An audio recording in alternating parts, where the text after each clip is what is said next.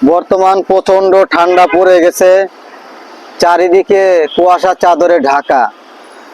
ঠান্ডায় মানুষ ঘর থেকে বেরোতে পারতেছে না, কর্ম করতে পারতেছে না।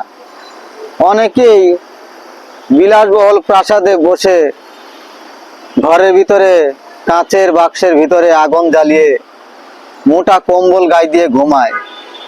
তাদের যেন কোনো চিন্তাই নেই, ভাবনাই নেই। প্রিয় ভাইরা, ভালোবাসা দেখাইতে গেলে অর্থের প্রয়োজন হয় না।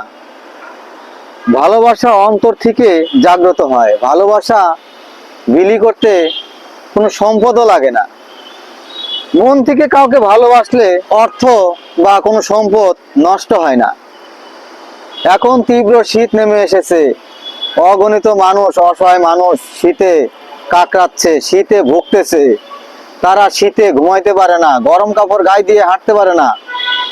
অনেক ক্ষেত্রে দেখা যায় ঠান্ডাজনিত রোগে আক্রান্ত হয়ে মানুষ তিলে তিলে হাসপাতালে বিছানায় ভুগতেছে। আমরা কি পারি না আমাদের মতন মানুষ যারা আছে স্বাবলম্বী, যাদের আর্থিক আছে, তাদের সামান্য কিছু সহযোগিতা করলে তেমন কিছু ক্ষতি হবে না। এই দেশে হাজার হাজার কোটি টাকার সম্পদের মালিক আছে।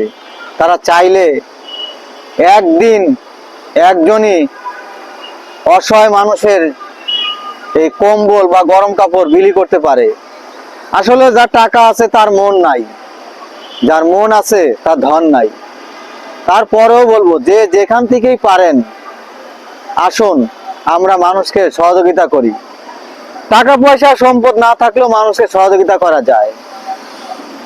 কোনো অজানা কোনো অসহায় ব্যক্তি যদি শীতে কাকড়ায় বা শীতে কষ্ট করে, অন্তত কোনো গরম কাপড় না দিয়ে হলেও, কোনো টাকা পয়সা আর্থিক সহযোগিতা না করতে পারলেও মনের সাহসটুকু দেওয়া যায়। চিন্তা করো না, কিচ্ছুই হবে না। এখন আদার ভয় করো না, আলো আছে আড়ালে, অন্ধকার কেটে যাবে, তুমি উঠে দাঁড়ালে। শীত এসেছে, শীত চলে যাবে আর কয়দিন পরেই।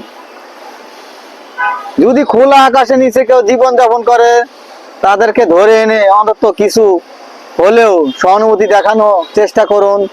কোনো নিরাপদ ছাউনির নিচে আশ্রয় করে দেন, একটু আগুন জ্বালানোর ব্যবস্থা করে দেন, যাতে তারা অন্তত পক্ষে আগুনের তাপে শরীরটা গরম রাখতে পারে, কুয়াশার থেকে ছাদের নিচে কুয়াশা মুক্ত থাকতে পারে। সেই চেষ্টাটা আমরা সবাই করতে পারি।